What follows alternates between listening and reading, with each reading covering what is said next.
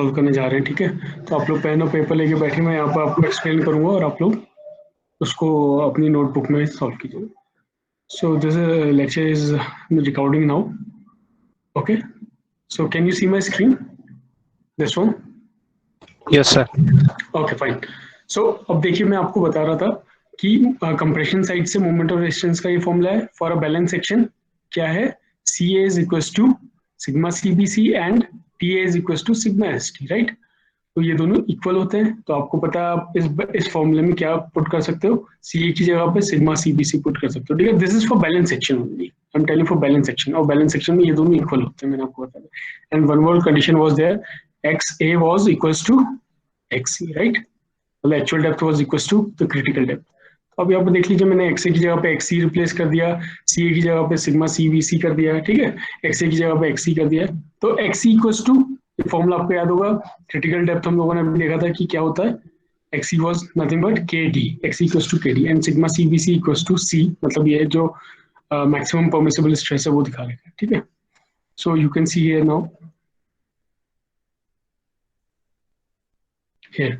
तो ये फॉर्मूला क्या हो जाएगा, ऊपर से ये फॉर्मूला आ रहा है बी इंटू एक्स सी की जगह पे के डी पुट कर दिया, सिग्मा सी बी सी की जगह पे सी पुट कर दिया, अगेन यहाँ पे के डी पुट कर दिया। So we can solve it again. इसको अगर आप फर्दर सॉल्व करेंगे तो बी इंटू डी स्क्वायर, मतलब ये ब्रैकेट को सॉल्व कर रहा है, बेसिकली हमने डी को कॉमन ले लिया है, बाहर ले लिया, ठीक है। ये डी इसमें भी डी है, सो ये डी कॉमन आ गया, तो डी स्क्वायर हो गया K C by two, 1 minus K by three, simple it is, ठीक है। Now what we are doing, this term 1 minus K by three we are putting as J, ठीक है। जे की तरह हम लीवर आर्म डेप्थ फैक्टर, ठीक है, right. अब आप देखिए, अब जो जे की जगह पे है, हम लोग इसको क्या कर रहे हैं, इस इक्वेशन में जे पुट कर दे रहे हैं, 1 माइनस के बाई थ्री की जगह पर हम जे लिख देंगे, सिंपल। तो ये इक्वेशन क्या हो जाएगी, 1/2 था, सी है, इस वाले को मैंने जे लिख दिया है, के ऑलरेडी यहाँ पर प्रेजेंट था, के, एंड बी डी स्क्वायर यहाँ पर भी है, ठीक है। तो ये मैंने यहाँ पर पुट कर दिया। Now next what we are doing, to simplify this equation I am putting half C J K equals to Q, ठीक है। हाफ सी जे के को मैं क्यू लिख रहा हूँ, Q into B D square, right. So here you can see Q is called movement coefficient, ठीक है। तो दो चीज मैंने ले ली है, एक टर्म है J जो कि है 1 minus K by three, 1 minus K by three, and Q is half C J K. तो ये सिंपल मेरी इक्वेशन बन गई, जिसको हम लिवर आर्म डेप्थ फैक्टर बोलते हैं, Q को, सॉरी ये J को, और Q को बोलते हैं मूवमेंट कोफिशिएंट, ठीक है। तो एक मेरी बहुत सिंपल इक्वेशन बन गई मूवमेंट ऑफ रेजिस्टेंस को निकालने की। This is your Q B D square, ठीक है। तो फॉर अ बैलेंस सेक्शन, सिर्फ बैलेंस सेक्शन की बात कर रहा हूँ, फॉर अ बैलेंस सेक्शन अगर आपको मूवमेंट ऑफ रेजिस्टेंस निकालना होगा तो simple formula is M R equal to Q B D square, सिर्फ इतना याद रखना आप, ठीक है। बैलेंस सेक्शन के लिए मूवमेंट ऑफ रेजिस्टेंस क्या होता है, क्यू बी डी स्क्वायर, और क्यू कितना होता है, हाफ सी जे के, यहाँ पर आपने देख लिया हाफ सी जे के से क्यू को रिप्लेस किया था, के आपको पता था already, M C upon T plus M C, ये हमने पहले निकाला था, and J is lever arm depth factor which is 1 minus K by three, ये यहाँ पर हमने निकाला। तो आपकी जो इक्वेशन है now it has come down to be this one, mr equals to q into bd square. So what you have to remember is moment of resistance equals to q bd square for a balanced section, ठीक है। तो ये बहुत easy हो जाएगा आपको समझने के लिए, for a balanced section moment of resistance is q bd square. The only thing that you will have to now remember is that q is half cjk, ठीक है, और j क्या होता है, half sorry 1 minus K by three, and k mc t plus mc। तो ये तीन term आपको याद करना, और चौथा ये इक्वेशन आपको ध्यान में रखनी है, M R movement of resistance equals to Q B D square, right. अब ये आपको बहुत यूज में आने वाली इक्वेशन आगे न्यूमेरिकल में। So how do we design this beam, beam को कैसे डिजाइन करेंगे हम लोग, तो ये कुछ स्टेप्स हैं, ठीक है। पहला स्टेप क्या रहेगा आपका, step number 1 is calculate the load, ठीक है। बीम में कितना लोड पड़ रहा है वो कैलकुलेट करना आपको। ऑफ कोर्स लोड में सारे आ जाएंगे, डेड लोड, लाइव लोड कैसे निकालना है, ये सबको आपको पता होना चाहिए, ठीक है। लाइव लोड, डेड लोड, जितने भी टाइप की लोडिंग्स होंगी, टोटल लोड, ये वो आपको कैलकुलेट करना है। Then you know that bending movement कितना होता है, सिंपली सपोर्टेड बीम का बेंडिंग मूवमेंट कितना होता है, मैक्सिमम बेंडिंग मूवमेंट कितना होता है, WL square by 8। I think ये आप लोगों को पता होगा, है ना, स्ट्रक्चर्स में आप लोग पढ़ते हो इसको। So for this simply supported beam, एक बीम है सिंपली सपोर्टेड जो है, ठीक है, उस पर किसी तरीके की लोडिंग है। so the maximum this, let us say this is your W load. So the maximum bending moment is like this. Bending moment diagram इस तरीके का बनेगा. So the maximum bending moment, this is your bending moment diagram. So maximum moment कितना होता है यहाँ पे? WL square by 8. ठीक है. Okay, so first step was to find the load. ठीक है. सेकंड स्टेप था बेंडिंग मूवमेंट निकालना. मैंने बताया बेंडिंग मूवमेंट मैक्सिमम कितना होता है? WL square by 8. ये आप लोगों को स्ट्रक्चर से पता होगा पहले से. Bending movement is equated with movement of resistance. देखिए अब मैंने आपको बताया था मूवमेंट ऑफ रेजिस्टेंस क्या होता है? Is the maximum capacity of a beam, right. किसी भी बीम की मैक्सिमम कैपेसिटी है जितना वो बेयर कर सकती है मूवमेंट को. ठीक है. तो अगर मैं बेंडिंग मूवमेंट को ही मूवमेंट ऑफ रेजिस्टेंस के इक्वल रख दूं तो बेंडिंग मूवमेंट कभी भी एक्सीड तो कर नहीं सकता मूवमेंट ऑफ रेजिस्टेंस को. कर सकता है मतलब, लेकिन ये मैक्सिमम यही होगा ना जिसके हम डिजाइन करेंगे, तो क्योंकि ये मैक्सिमम कैरिंग कैपेसिटी है उसकी मूवमेंट की. ठीक है. बीम की ये मैक्सिमम मूवमेंट जो ले सकता है दैट इज एमआर. तो मैं उसको बेंडिंग मूवमेंट को ही एमआर की इक्वेट करके देख रहा हूँ यहाँ पे. सो एमआर का फॉर्मूला आपको पता था, movement of resistance for a balance section was QBD square. Just we have seen that. ठीक है. तो अगर मेरे को इसकी डेप्थ निकालनी है, डी स्मॉल डी क्या था? इफेक्टिव डेप्थ थी, आपको याद होगा, इफेक्टिव डेप्थ. ठीक है. सो डी कैसे निकालेंगे? D will be under root of bending movement upon QB. इसको इस तरफ ले जाऊंगा, सिंपल है ना. तो bending movement is nothing but equals to movement of resistance upon QB. ठीक है. ये आपको एक फॉर्मूला मिल जाएगा to find the effective depth. ठीक है. डेप्थ मतलब कि बीम की डेप्थ आपको पता चल गई है. ठीक है. ये वाली डेप्थ होती है. आप एक रेक्टेंगल सेक्शन ले लें. यहाँ पर इन्फोर्समेंट है, this is your neutral axis. ठीक है. तो इफेक्टिव डेप्थ कौन सी होती थी? यहाँ से लेके सेंटर ऑफ द रेनफोर्समेंट तक का, this was your effective depth D, small D. ठीक है. Sorry small D. तो यही डेप्थ आपके काम में आनी है फॉर डिजाइन पर्पस. तो ये डेप्थ आपने इस तरीके से निकाल ली. ठीक है यहाँ पे. सो नेक्स्ट लेट अस सी, लास्ट में आपको फाइंड आउट करना होता है area of steel. Area of steel आप कैसे फाइंड आउट कर सकते हो? सिंपल, ये आप मोमेंट ऑफ रेजिस्टेंस का फॉर्मूला लगा लो, T equals to AST D minus X. ये टेंशन साइड वाला फॉर्मूला. ठीक है. यहाँ पे मैंने बेंडिंग मोमेंट इसलिए लिखा है क्योंकि बेंडिंग मोमेंट को मैंने मोमेंट ऑफ रेजिस्टेंस की इक्वल ले रखा है. मैं लिख भी देता हूँ, moment of resistance equals to bending moment equals to this. ठीक है. ये टेंशन साइड वाला फॉर्मूला है. इसमें आप TA की जगह पे सिग्मा ST पुट ऑन कर दो क्योंकि ये बैलेंस सेक्शन की बात हो रही है अभी. ठीक है. XA की जगह XC पुट कर दो. AST will be equals to, अब ये AST निकालना आपको, AST will be equals to bending moment upon sigma ST D minus XC. ये इसके नीचे चला जाएगा. ठीक है. इसको ही सॉल्व कर रहा हूँ मैं आगे फर्दर. ठीक है. नाउ नेक्स्ट अगेन सेम, कुछ नहीं है. XC की जगह पे मैं क्या पुट कर रहा हूँ? XC equals to KD put कर रहा हूँ. XC की वैल्यू आपको पता है KD होती है. तो ये सिंपली आप देखोगे D कॉमन आ जाएगा. D आप बाहर निकालो, sigma ST 1 minus K/3 into D. और आपने एक जगह पे देखा था कि 1 माइनस K/3 हम लोगों का क्या था, ध्यान है आपको? इससे पहले हमने देखा था 1 minus K/3 was our J. ठीक है. तो मैं इसको J से रिप्लेस करूँ तो ये क्या हो जाएगा फॉर्मूला? एरिया ऑफ स्टील का, area of steel in tension, मतलब टेंशन में जो स्टील है उसका टोटल एरिया कितना हो जाएगा? Bending movement upon sigma ST, मतलब stress of steel in tension. ठीक है.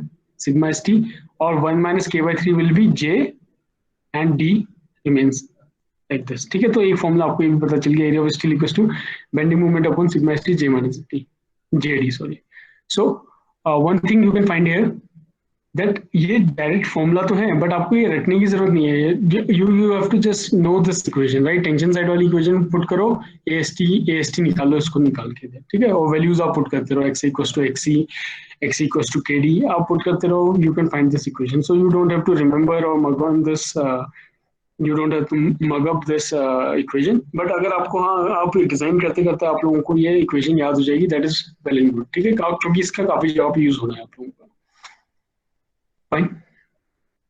सो आगे बढ़ते हैं. तो ये था डिजाइन करने का तरीका. ठीक है. 4 स्टेप्स हैं इसमें डिजाइन करने के. पहले आपको लोड निकालना है, फिर बेंडिंग मूवमेंट निकालना है, फिर आपको इफेक्टिव डेप्थ D निकालनी है और लास्ट में आपको एरिया ऑफ स्टील निकालना है. तो ये 4 चीजें आप फाइंड आउट करोगे, ऑफकोर्स आपका फिर डिजाइन हो जाएगा सेक्शन. तो पहला डिजाइन क्वेश्चन मैं आप लोगों के सामने रख रहा हूँ. ठीक है. So this is the first question of how to design. ठीक है. आप लोग एक काम कीजिए, आप लोग एक पेन और पेंसिल वगैरह जो भी आपका और एक पेपर शीट लेके बैठ जाइए यहाँ पर, क्योंकि मैं आपको यहाँ पर एक्सप्लेन करूंगा. और आप अपना कैलकुलेटर जरूर रखिए मेरी क्लास में. ठीक है. आज से तो मैं आपको एक क्वेश्चन दूंगा, आप लोगों को चीज वैल्यू फाइंड आउट करनी है, ठीक है, अपनी अपनी नोटबुक में। एंड ऑफ कोर्स यहाँ पर आपको स्क्रीन पे दिखता भी रहेगा, but then you have to put your own effort so that calculation आप लोग इजीली कर पाए, ठीक है, कैलकुलेटर्स में। So this is your first question which says calculate moment of resistance. See, it is saying calculate the moment of resistance. MR निकालना आपको, ठीक है, of a RCC rectangular beam है of size 350 into 750 mm, ठीक है। तो आपको size given है 350 मतलब विड्थ, और डेप्थ आपको गिवन है, ये साइज गिवन है रेक्टेंगुलर बीम का। M20 कंक्रीट यूज हो रहा है, ठीक है, तो FCK की वैल्यू कितनी हो जाएगी, कैरेक्टरिस्टिक स्ट्रेंथ कितनी हो जाएगी 20, आपको पता है। Fe415 स्टील यूज हो रहा है, तो सिग्मा ST की वैल्यू कितनी हो जाएगी, आप लोग टेबल से देख सकते हैं, ठीक है, तो आपको पता है Fe415 के लिए 130 हम लोग 140 यूज करते हैं। तो steel is used and the area of steel is already given to you. तो एरिया ऑफ स्टील कितना बता रहा है, 4 नंबर्स 16 mm डाई बार, मतलब कि 4 बार हैं, 4 बार्स हैं, और उसका डाई कितना है 16 mm का है, ठीक है। मतलब डाई आप समझते हो, ये मान लीजिए रेनफोर्समेंट है, so this is its diameter, ठीक है, इस तरीके से। तो ये 16 mm की, मतलब 16 mm का डाया है, ठीक है। और दूसरा एरिया ऑफ स्टील का देखा, दो कंडीशन दे रखी है, पहले आपको देखा एक बीम तो है जिसका ये है, और अगली बीम जो है उसका एरिया ऑफ स्टील है 6 नंबर, ये 6 है और 25 mm डाया की बात है, ठीक है। अब आपसे पूछ रहा है, ये तो calculate the moment of resistance बोला था आपको, तो बेसिकली इसमें दो क्वेश्चन दे रखे हैं, एक बार एरिया ऑफ स्टील ये है और second bar area of steel ये है, तो आपको दोनों के लिए डिजाइन करना है, ठीक है। तीसरी चीज इसने पूछी है, calculate moment of resistance of balance section. ये कह रहा है कि बैलेंस सेक्शन का भी मोमेंट ऑफ रेजिस्टेंस निकालो, and area of steel required for a balance section, और AST एरिया ऑफ स्टील कितना होगा ये भी निकालना है आपको फॉर अ बैलेंस सेक्शन, ठीक है। सो इस क्वेश्चन को आप कैसे करोगे, आपको सिंपली मोमेंट ऑफ रेजिस्टेंस निकालना है किसी भी बीम का, ठीक है। तो इसको कैसे सॉल्व कर सकते हैं आप, देखिए, this is your overall depth, यहाँ पर गिवन था 350 बाय 750 का सेक्शन है, मतलब 350 क्या है विड्थ है, और 750 क्या है ओवरऑल डेप्थ है, ठीक है। और हमने इसमें हम जो बीम्स होती है, बीम अगर डिजाइन करते हैं, अगर इसमें गिवन होगा तो ठीक है, if it is not given then you will take cover as 50 mm, ठीक है। तो इफेक्ट ओवरऑल डेप्थ कितनी है, D इक्वल्स टू 750, ठीक है, 750 आपको गिवन है। और अगर मैं आपसे कहूँ कि इफेक्टिव डेप्थ कितना होगा, तो इफेक्टिव डेप्थ क्या होता है, small d is equals to जो यहाँ से लेके यहाँ तक की डिस्टेंस होती है, यहाँ से लेके यहाँ तक की डिस्टेंस, ठीक है, यहाँ तक की distance, this is your effective depth. तो d is nothing but overall depth minus the cover,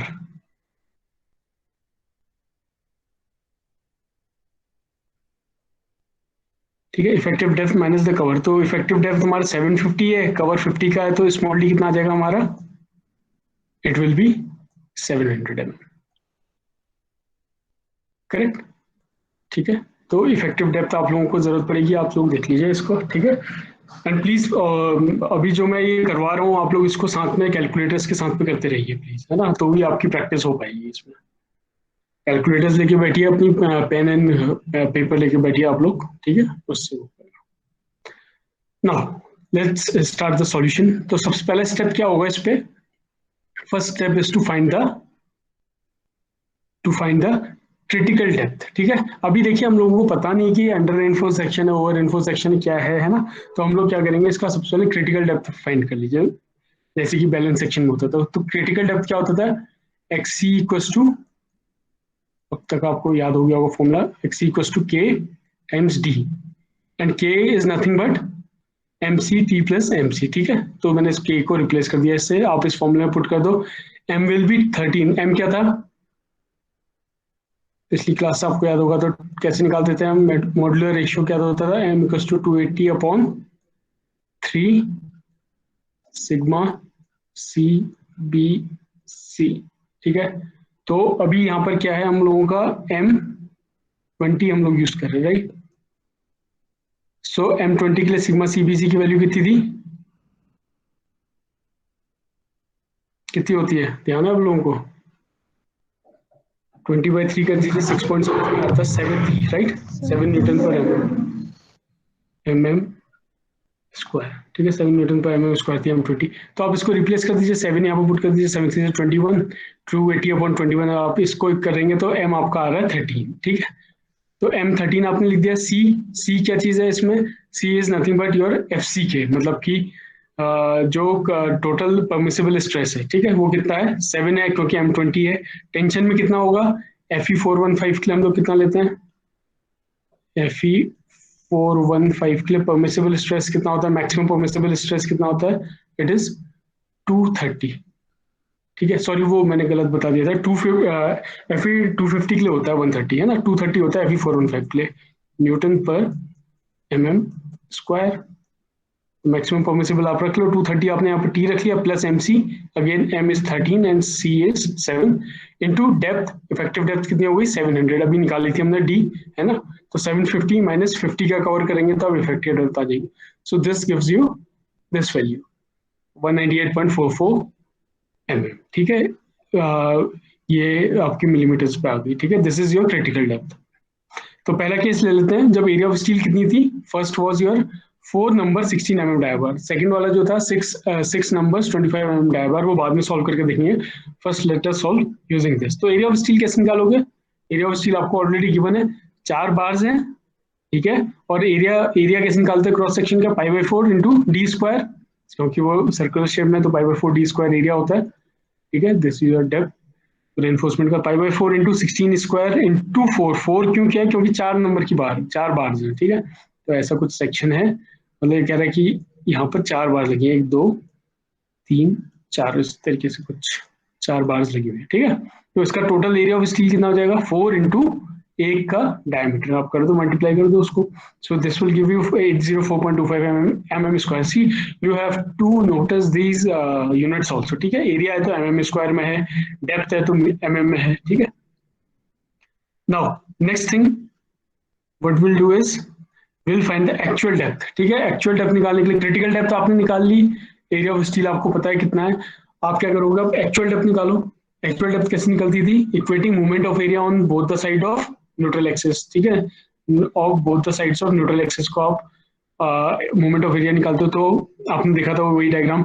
ये क्या था? B इंटू XA, ठीक है, इंटू XA/2, सेंटर से लेके यहाँ तक की डिस्टेंस जो हमने निकाली थी, ये वाली XA/2, और equals to area of steel AST MAST into this D minus XA। तो ये वाली डिस्टेंस आ जाएगी यहाँ से लेके यहाँ तक का। तो दोनों न्यूट्रल एक्सिस के साइड हमने एरिया को मल्टीप्लाई कर दिया, मूवमेंट ऑफ एरिया से मल्टीप्लाई कर दिया।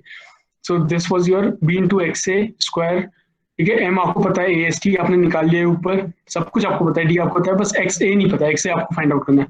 तो अगर आप इसको कैलकुलेटर्स में करेंगे, ठीक है, तो आपको क्वाड्रेटिक इक्वेशन कैलकुलेटर में सॉल्व करनी आनी चाहिए, ठीक है। और आप लोग इसको करके देखेंगे, मैथ्स में मेरे ख्याल से आप लोगों ने किए होंगे, है ना। तो ये स्क्वायर में आ रही है, XA² और XA के टर्म में आएगी क्वाड्रेटिक इक्वेशन। तो आप देखेंगे इससे XA की वैल्यू आ जाएगी 176.80 mm। So you can use your calculators also, ठीक है, वरना वो हिट एंड ट्रायल एरर वाली मेथड होती है, but it will take time. तो आप कैलकुलेटर से इसको सीख लीजिए कैसे निकालना है, ठीक है। Now here you can see that XA कितना है, एक्चुअल डेप्थ कितनी आई? 176.8, ठीक है। और मेरी क्रिटिकल डेप्थ कितनी आई थी ऊपर? 198। तो क्या कंडीशन हो गई है? XA is less then XC। और ये किस में होती है condition? XA is less then XC, actual depth critical depth से कम कब होती है? जब वो सेक्शन क्या होता है? अंडर रेनफोर्स सेक्शन होता है, ठीक है। याद है अंडर रेनफोर्स सेक्शन की condition? XA was less than XC। सो इससे आपको पता चल गया this is your under reinforce section. So it is a under reinforce section. तो अंडर रेनफोर्स सेक्शन की आपको सारी की सारी कंडीशंस पता है। क्या क्या कंडीशंस हैं? एक तो TA equals to sigma ST, CA is less than sigma CBC। Under reinforce मतलब कि स्टील अपने मैक्सिमम परमिसिबल पे पहुंच जाएगा, बट कंक्रीट अपने मैक्सिमम परमिसिबल से कम रहेगा, नहीं पहुंचेगा, ठीक है। ये इसका स्ट्रेस डायग्राम में दोबारा से बना हुआ है। So CA is less than sigma CBC, TA is equals to sigma ST, ठीक है। ये हमने देखा था पहले। तो आपको पता चल गया अंडर रेनफोर्स सेक्शन है, ठीक है। अब आपको निकालना क्या था? अल्टीमेट आपको क्वेश्चन क्या था? You have to find the moment of resistance. तो मोमेंट ऑफ रेजिस्टेंस आपको पता है, कौन सा फॉर्मूला लगाओगे? ऑफ कोर्स आप TA वाला फॉर्मूला लगाओगे, TA equals to sigma ST, ठीक है। और ये फॉर्मूला क्या आप क्यों लगा रहे हो? क्योंकि आपको पता है ऑलरेडी इसकी वैल्यू पता है TA की, ठीक है। TA is equals to sigma ST, और सिग्मा ST आपने निकाल रखा कितना है? 230। तो आप सिंपल TA की जगह पर सिग्मा ST पुट कर लो, मतलब this is your tension side वाला फॉर्मूला, ठीक है। AST आपको पता है, D आपको पता है, XA आपको पता है, सारा चीज आपने निकाल रखा है। So this is your sigma ST for Fe415 is 230 area of steel ऊपर निकाला हमने 804.25, D effective depth 700 minus XA by 3, XA is your actual depth जो हमने ऊपर अभी निकाली थी 176.8 इंटू 1/10⁶ हमने इसलिए किया क्योंकि ये सारी की सारी यूनिट्स किस में है, ये mm में है, ठीक है, mm में है, तो mm को मीटर में मैं चेंज कर रहा हूँ, तो डिवाइडेड बाय 10⁻3 एंड ये सारी की सारी चीजें न्यूटन में है, जैसे सिग्मा एस टी है न्यूटन में है, और उसको मैं किलो न्यूटन में चेंज कर रहा हूँ, तो again I will divided by 10⁻3, तो 10⁻3 इंटू 10⁻3 विल बी 10⁻6, ठीक है। तो अगर आप इसको डिवाइडेड बाय 10⁻6 कर देते तो आपका जो मोमेंट ऑफ रेजिस्टेंस आएगा that will be in kilo newton metre, ठीक है। मोमेंट है, देखिए मोमेंट क्या होता है, फोर्स के एन इनटू परपेंडिकुलर डिस्टेंस, तो force into distance is your moment, ठीक है। तो ये आपका मोमेंट ऑफ रेजिस्टेंस आ गया कितना 118.58, ठीक है।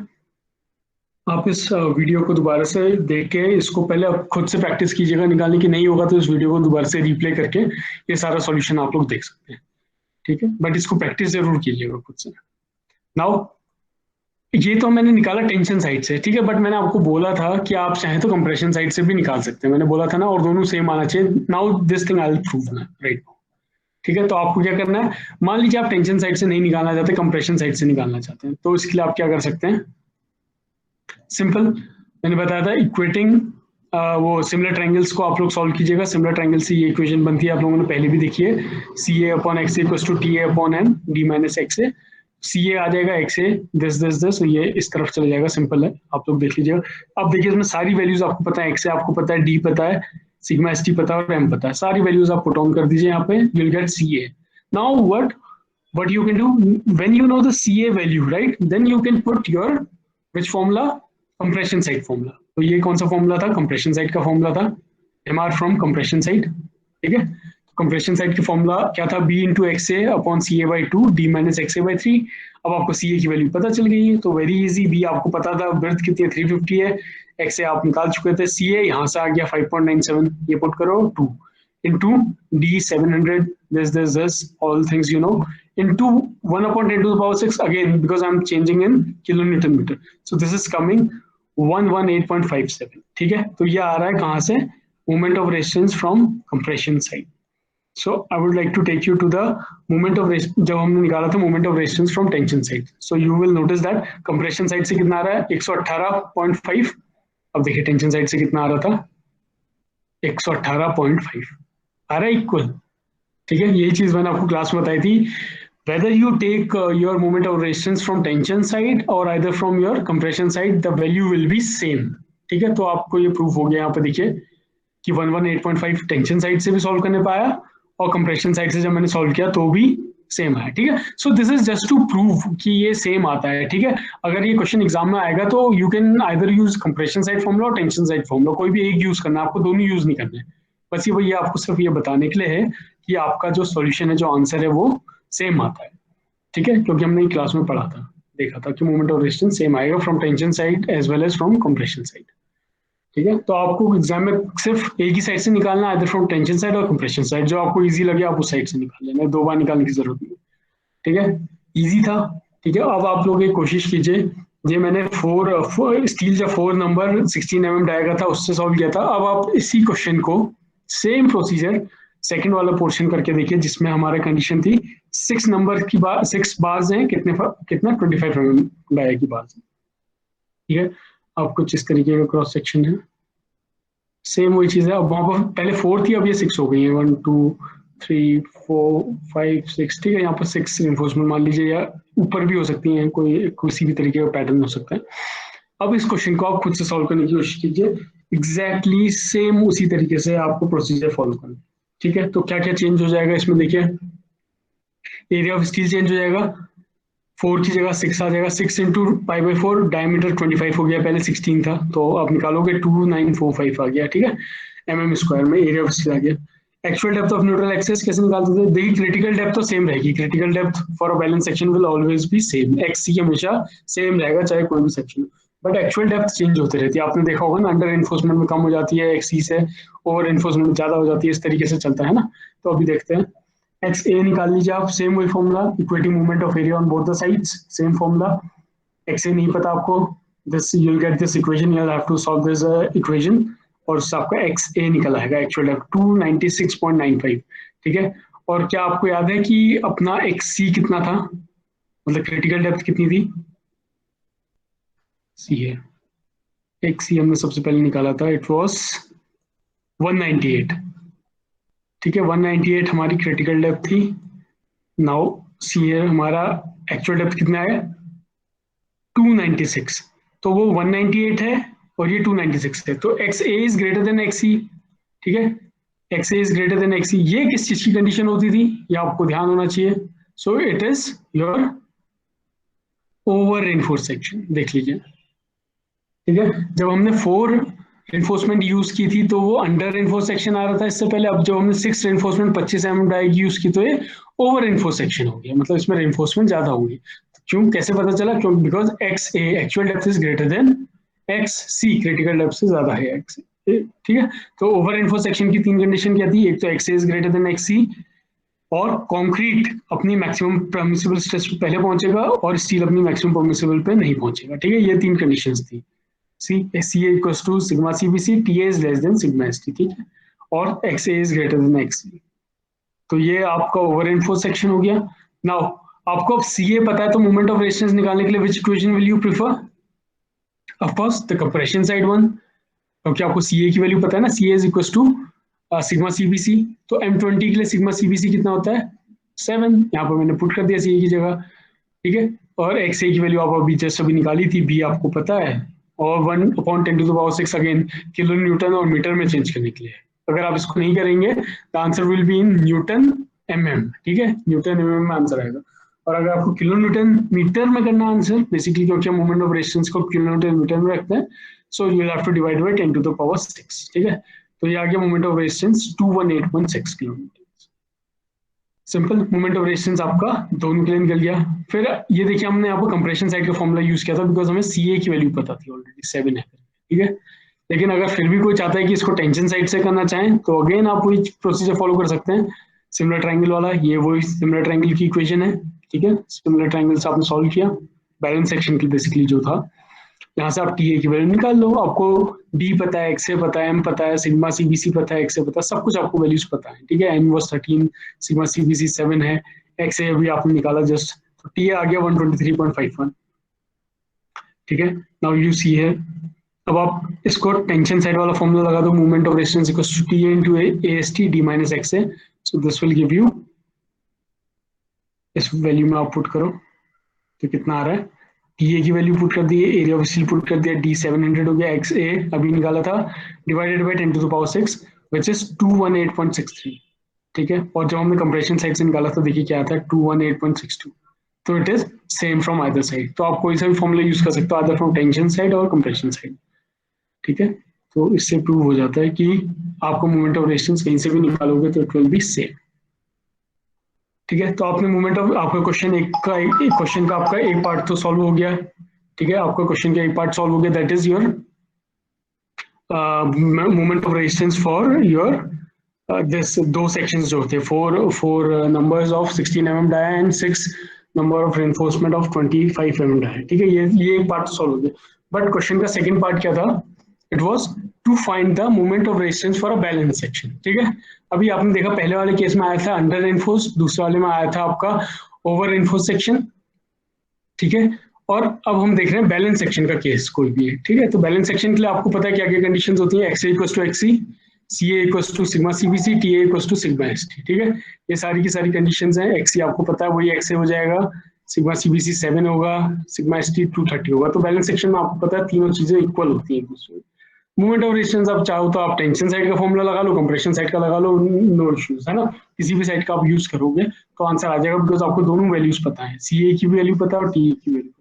तो फिलहाल मैं यहाँ पर कंप्रेशन साइड का फॉर्मूला यूज कर रहा हूँ, so I know B width आपको पता है, एक्स ए आपको पता है, X A is nothing but equals to X C, तो जो एक्स सी की वैल्यू थी वही पुट कर दो 198, C A 7, D 700, X A this divided by 10⁻6, this will give you 154.08 kilonewton metre. तो ये मूवमेंट ऑफ रेजिस्टेंस किसका है, बैलेंस सेक्शन का है, ठीक है।